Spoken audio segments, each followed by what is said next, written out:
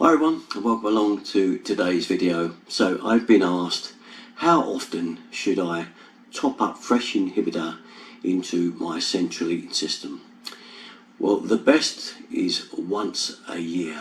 Now, should you leave it for 2 years, obviously the strength of your inhibitor weakens, and 3 years even further, giving sludge a chance to build up in your heating system.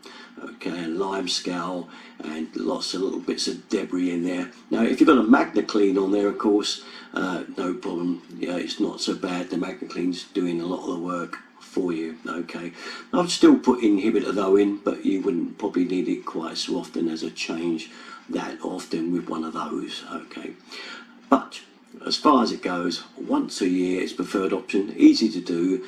I've got a link to a video showing a feeder where you screw it into the radiator and pour it in. Much easier to do than trying to get it in with hoses and stuff. So it's just a kind of follow-on one really, this video, from the one that was how often should I flush out my radiators, and that's a different one. I'll give you a link to that one if you're interested on that video as well. Okay, that's about it though. All my stuff here to go, usual place, Derrick 33. Thanks for watching guys, bye bye.